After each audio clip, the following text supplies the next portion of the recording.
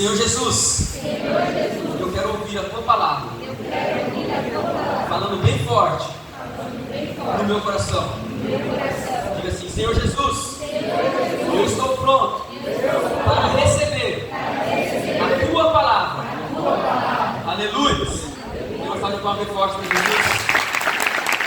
Glória a Deus. Aleluia. Esse mês nós tomamos por tema Deus é grande, aniversário da nossa igreja. E nós já ouvimos na semana passada no culto das crianças que Deus é grande. Meu Deus é um Deus grandão. Meu Deus é um Deus grandão. E hoje nós vamos falar da mesma coisa: Deus é grande. Mas no próximo culto, que será das mulheres, vamos falar também sobre o mesmo tema. E depois, no dia 29, sobre o mesmo tema: Deus é grande. Então, hoje nós vamos falar também sobre essa grandeza de Deus, mas eu gostaria que você medisse, se é que é possível, o tamanho de Deus dentro de você. É sobre isso que eu quero falar com vocês nesta noite. Então diga-se comigo: Deus grande, dentro de mim. Agora fala para o seu irmão aí: Deus grande, dentro de você. Aleluia. Irmãos, não existe coisa mais preciosa no mundo do que a nossa salvação. É difícil você falar para um jovem perder, porque o jovem tem força para competir, é competitivo, gosta de competir, e nós amamos isso, essa competição, ganhar, mas é difícil falar para o jovem perder. E hoje a palavra de Deus está falando assim para nós: se você quiser ganhar a sua vida, você vai perder. Mas se você perder a sua vida aqui nessa terra, por causa do amor de Jesus Cristo, você vai estar, na verdade, ganhando a sua vida. Eu quero que você acompanhe comigo uma comparação que eu quero fazer entre dois grandes homens da história de Israel: Saul, que foi o primeiro rei de Israel, e Davi, que foi o segundo rei de Israel. Esses homens, os dois, foram escolhidos por Deus, foram escolhidos para uma missão. Eu queria que você lesse comigo aí 1 Samuel capítulo 9, versículo 16 e 17.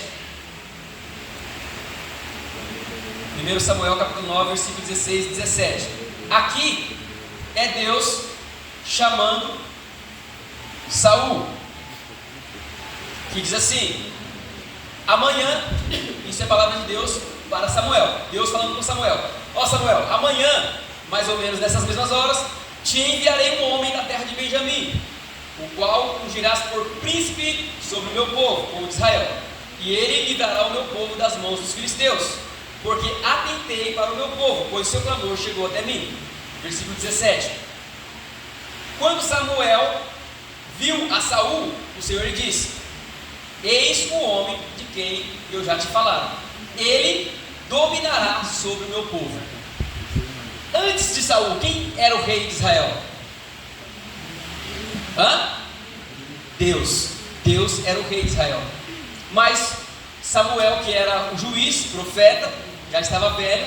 Então os homens de Israel, os anciãos, chegaram a Samuel e falaram: Samuel, você já está velho, está idoso, os seus filhos não estão no mesmo caminho que você, eles não podem governar a gente como você fez, então coloca um rei para nós queremos um rei. Samuel ficou triste, foi chorar aos pés de Deus, reclamar. Aí Deus falou: Samuel, não se preocupe, eles não rejeitaram você, eles rejeitaram a mim, mas dá um rei para eles. Então Deus escolheu esse homem chamado Saul. A Bíblia diz que ele era um cara bonito, de boa aparência. Diz que do peito para cima não tinha pessoa tão linda como ele. E aí, esse homem começou a servir o povo de Israel. Ele chegou a profetizar, ele começou a ser um grande rei em Israel, e ele reinou por 40 anos. No começo, tudo bem, tudo tranquilo, o povo foi ganhando guerras e Saul foi se fortalecendo. Agora eu gostaria que você lesse comigo no capítulo 16 e no versículo 11 até o 13, que diz: perguntou Jessé. Aqui Samuel já está em um outro lugar, na casa de Jessé. Acabaram-se os teus filhos? Ele respondeu: ainda falta um mais moço, que está apacentando as ovelhas. Disse, pois, Samuel a Jessé: manda chamá-lo, pois não nos assentaremos à mesa sem que ele venha. Então mandou chamá-lo e fê-lo entrar. Ele era ruivo, de belos olhos, também era bonito. Acho que para ser rei naquela época tinha que ser bonito. Ele era ruivo e de belos olhos e de boa aparência. Disse o Senhor: levanta-te e unge-o, pois este é ele. Aí Samuel pegou um chifre lá com um azeite e ungiu Davi como rei. Por que Deus está escolhendo Davi como rei, se Deus já tinha escolhido Saul como rei? Porventura Deus errou na primeira escolha, sim ou não? Não. Mas Deus tinha escolhido Saul. Então por que agora Deus está tirando Saul e colocando Davi? Nós estamos falando de um Deus grande, mas dentro de você, amém? Diga assim: Deus é grande, dentro de mim. Dentro de mim. E Deus era grande dentro de Saul. Mas conforme foi passando o tempo, Saul começou a se crescer e foi deixando espaços menores para Deus. Saul foi começando a crescer, aumentando sua grandeza, o seu poder, e foi deixando Deus de lado. Deus foi ficando pequeno na vida de Saul, até que Deus saiu da vida de Saul. Quando Deus saiu da vida de Saul, então Deus escolheu um outro rei. Eu quero uma outra pessoa para governar o meu povo. Se Deus continuasse grande dentro de Saul, Deus não precisaria ter escolhido Davi. Mas agora Deus está mandando Samuel ir na casa de Jessé e escolher um novo rei. Não é uma coisa difícil de entender, mas eu gostaria que você lesse comigo João capítulo 15, versículo 5, para vocês entenderem o que significa um Deus grande dentro da gente. Olha só o que Jesus disse: eu sou a videira, vocês são os ramos. Todo aquele que permanecer em mim e eu nele, esse produzirá muitos frutos. Porque separados de mim, vocês não podem fazer nada. Saul estava com Deus, então Deus agia através de Saul. Quando Saul eliminou o espaço de Deus dentro da vida dele, deixando Deus tão pequeno que Deus teve que se afastar dele, então Deus não poderia fazer mais nada através de Saul. Mas Deus queria fazer algo através de alguém. Então Deus escolheu um outro homem, uma outra pessoa que tivesse o coração segundo o coração de Deus. Saul estava em Deus, ou seja, ele estava dentro do povo de Deus, dentro do reino de Deus, mas ele tinha se afastado de Deus. Deus não estava mais nele. Aqui Jesus está dizendo o seguinte: vocês precisam estar em mim e eu preciso estar em vocês. Sem mim vocês não podem fazer nada. Sem mim vocês não podem fazer nada. Nós precisamos, você precisa fazer com que Deus cresça na sua vida e que você diminua. Que Deus tenha cada vez mais espaço dentro de você. Esse Deus, Ele é a videira, Jesus é a videira, nós somos os ramos. Os ramos servem para dar os frutos. Mas o apóstolo Paulo, em 1 Coríntios capítulo 3, ele diz o seguinte: olha, eu plantei, Apolo regou, mas quem dá o crescimento é Deus. Deus dá os frutos através de nós. Deus dá os frutos através das nossas vidas. Se Deus não poderia mais usar Saul, então ele achou uma outra pessoa para fazer isso. Deus quer usar você, quer ver você dando frutos, mas você precisa fazer com que Deus seja grande na sua vida, ou seja, que Deus ocupe cada vez mais áreas dentro da sua vida. Se você não permitir que Deus opere na sua vida, Deus não vai operar. Se você não permitir que Deus entre na sua vida, Ele não vai entrar. Não tem outra maneira de Deus usar você. Você precisa abrir as portas do seu coração para que Deus faça morada em você. Amém? Você pode dar uma salva de palmas para Jesus?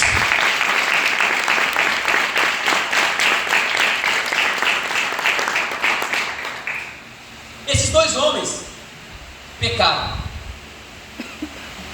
Saul, em uma determinada ocasião, ele tinha ouvido uma ordem de Deus através de Samuel. Ó Saul, em 7 dias eu vou chegar, vou oferecer o sacrifício e você vai guerrear e vai vencer a guerra, porque Deus já entregou nas suas mãos.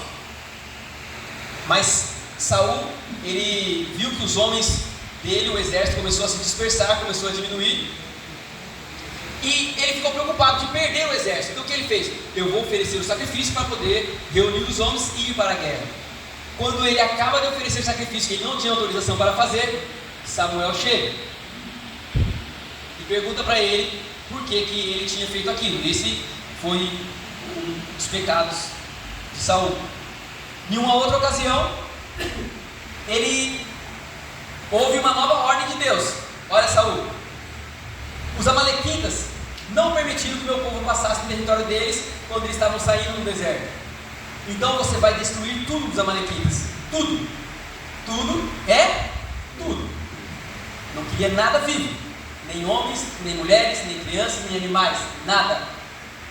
Saul foi e guerreou, venceu a guerra, mas ele trouxe o melhor dos animais, dos amalequitas, para a sua terra. E Samuel vem e começa a conversar com Saul. Fala: Saul, eu estou ouvindo barulho de animais. Que barulho é esse? Isso aí são alguns animais que nós trouxemos o melhor. Nós trouxemos o melhor para oferecer para Deus. Mas a ordem de Deus era para destruir, para matar. E ele trouxe. E ainda trouxe o rei. Samuel, irado, já foi lá, matou o rei e falou o seguinte para Saul: qual que é melhor? Obedecer ou sacrificar? Você acha que Deus gosta que você peça perdão para Ele? Sim ou não? Sim ou não, igreja? Sim. Mas você acha que Deus prefere que você viva pedindo perdão ou que você viva em obediência a Ele? Nós podemos pedir perdão para Deus. Nós podemos oferecer um sacrifício a Deus. Não como lá os israelitas, eles matavam um animal para oferecer para Deus, e eles ofereciam. Jesus Cristo já se ofereceu por nós. Então Samuel está perguntando: olha, você acha que Deus tem prazer em gordura de animal, em sangue de animal? Você acha que Deus tem prazer nisso? Deus tem prazer na pessoa que obedece a sua palavra. Mas só que quando Deus escolhe Davi, Davi também comete pecados. Um dos pecados de Davi foi adulterar com a Batseba. Ele teve relacionamento com uma mulher que já era casada. E o pior, era um dos homens de valor de Davi, um dos homens de confiança. Então Davi pega e manda também matar o marido. Os dois pecaram. Pecados gravíssimos diante de Deus. Mas quando repreendidos, quando confrontados por causa do seu pecado, as atitudes são diferentes. Quando Samuel fala com Saul, Saul vai dizer: olha, Samuel, pelo contrário, eu não estou fazendo isso que você falou. Eu obedeci a voz do Senhor. Eu trouxe até animais para oferecer para ele. Ele não se arrepende. Ele não pede perdão. E ele persiste no seu pecado. Quando Deus confronta Davi, Davi se arrepende. Leia comigo Salmo 51. E ele fala para Deus o seguinte: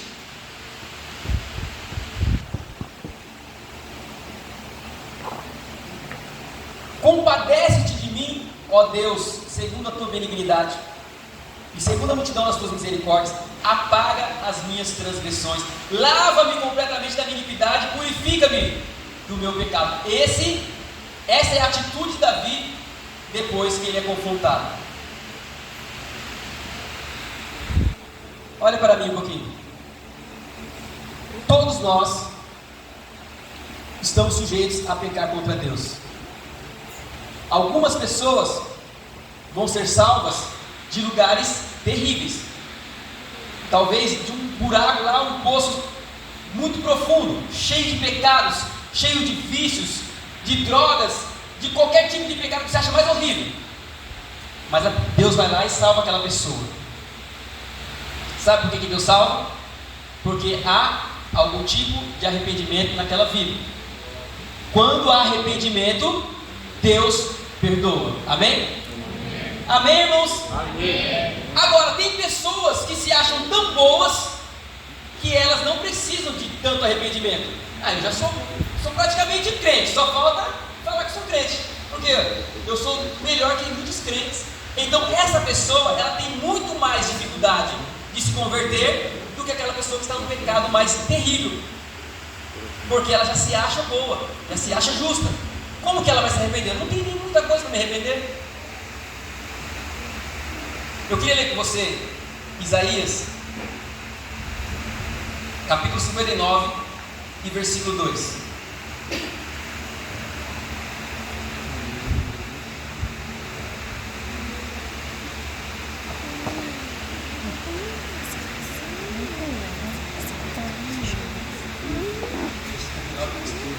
O problema são os seus pecados. Repita bem forte. O problema são os seus pecados. Por causa deles, vocês estão separados de Deus. Por causa dos seus pecados.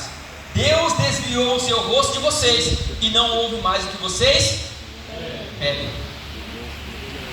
Os nossos pecados, preste atenção nisso, os nossos pecados fazem separação entre nós e o nosso Deus. Eu não sei qual é o seu pecado, mas Davi cometeu um adultério e depois um assassinato. Mas quando ele se arrependeu do pecado dele, e era um pecado gravíssimo, Deus perdoou ele. Então eu quero dizer para você nessa noite, não importa o seu pecado, não importa onde você está ou qual situação você está, se houver arrependimento, e o arrependimento verdadeiro, genuíno, há remissão de pecados. Amém?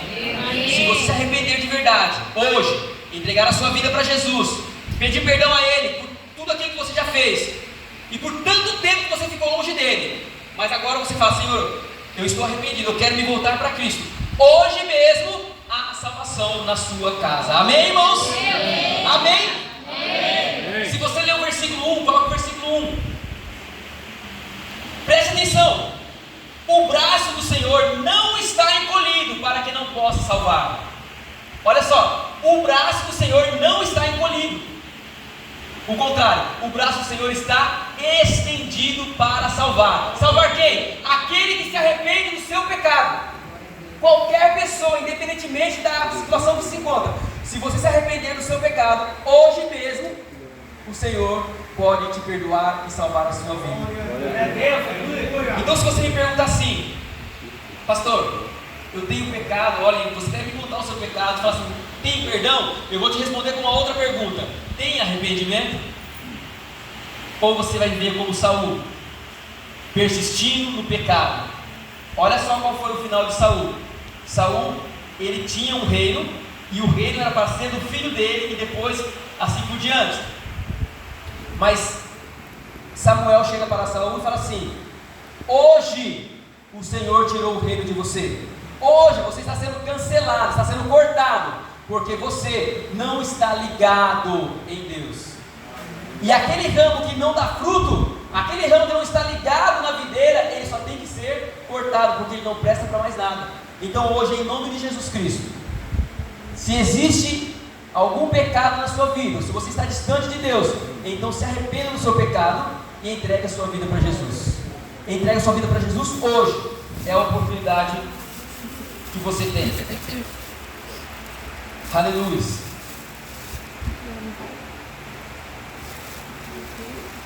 Os dois, Davi e Saul, experimentaram a ausência de Deus. Irmãos, Davi fez de tudo para se voltar a Deus. Aqui no Salmo 51 ele fala assim: Senhor, volta a dar para mim a alegria da salvação. Eu quero sentir que eu sou filho de novo. Essa foi a oração de Davi. Mas eu fico admirado de algumas pessoas que são corajosas, que são valentes, fortes, que conseguem ficar tanto tempo longe da casa de Deus. Eu não sei como conseguem, porque para mim a casa de Deus é igual a minha casa. Eu saio de manhã para trabalhar, principalmente amanhã, segunda-feira. Eu saio 7 horas de casa, umas 10 para 7, e só volto 7h20 da noite. Então eu não vejo a hora de chegar na minha casa, de tomar um banho e sentar no sofá ali e falar, graças a Deus estou em casa. A mesma coisa eu sinto em relação à igreja. Eu não vejo a hora de estar na casa de Deus. Então por isso eu venho na igreja a semana inteira. Tem pessoas que só vêm uma vez por semana na igreja. E tem pessoas que demoram 15 dias, tem pessoas que demoram um mês, tem pessoas que 1 ano para ir na igreja. Eu não sei como que essa pessoa consegue viver tanto tempo longe da casa de Deus. Está surgindo um tipo de crente que é chamado de desigrejados. Os desigrejados são pessoas orgulhosas que acham que não precisam da igreja. Só que Jesus Cristo vai vir buscar um povo. Sabe quem é esse povo que ele vai buscar? A igreja. E você precisa fazer parte da igreja. É a ordem de Jesus. Ele veio aqui na terra e fundou a igreja. E quando ele voltar, ele vai buscar a igreja. Se você for um desigrejado, por mais soberbo que você seja, você pensa que você pode viver sem a igreja, eu sinto em dizer para você que você vai ficar. Em Lucas, capítulo 18, e versículo 9 a 14, Jesus conta uma parábola. Ele fala de 2 homens. Um era um religioso e o outro era um funcionário público. Esse religioso, de muita importância, ele ora para Deus mais ou menos assim: Senhor, graças te dou porque eu não sou como esses outros homens aí, roubadores, incrédulos, pecadores. Eu dou dízimo, eu jejuo, eu faço isso, eu faço aquilo. E começou a se exaltar diante de Deus. O outro nem quer levantar a cabeça de tanta vergonha. E ele fala: Senhor, queira me perdoar, me aceite. E aí Jesus pergunta: quem que recebeu o perdão ali? Só o que pediu perdão, só aquele que se humilhou, porque o outro achava que não precisava de nada. Esse tipo de crente que acha que não precisa da igreja é um tipo assim, um tipo orgulhoso, que acha que não precisa aprender nada e que também não precisa ensinar nada. Ele não precisa contribuir na igreja, ele não precisa dar satisfação a ninguém, ele simplesmente acha que ele é igual a Deus. Ele pode discutir de igual para igual com Deus, e ele não acha que Deus tem que ser grande dentro da vida dele, porque ele discute com Deus como se fosse um parceiro, um colega. Mas eu gostaria de orientar você nessa noite a não agir dessa maneira.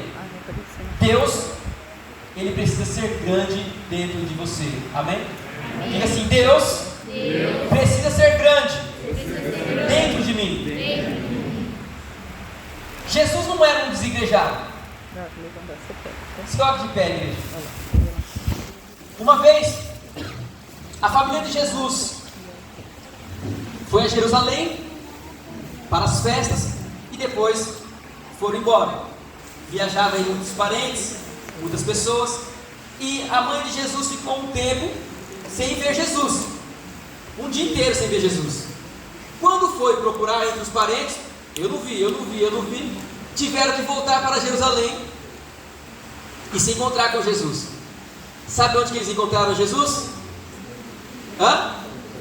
No templo. Jesus estava lá discutindo com os doutores da lei, e as pessoas ficavam, olha para mim, admiradas da doutrina de Jesus, das perguntas e das respostas.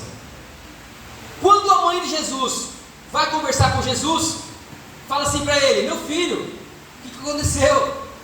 Jesus fica estranha e fala: vocês não sabiam que eu tinha que estar na casa do meu pai? Ué, onde que mais eu poderia estar? Eu tenho que cuidar das coisas do meu pai. No versículo 50 aqui onde nós lemos, Lucas capítulo 2, Diz assim, que a mãe de Jesus não entendeu nada. Como assim, eu tenho que estar na casa do meu pai ou cuidar das coisas do meu pai?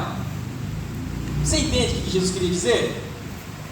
Jesus estava dizendo o seguinte: eu sou de Deus, Deus é grande dentro de mim, então a minha prioridade é estar na casa de Deus.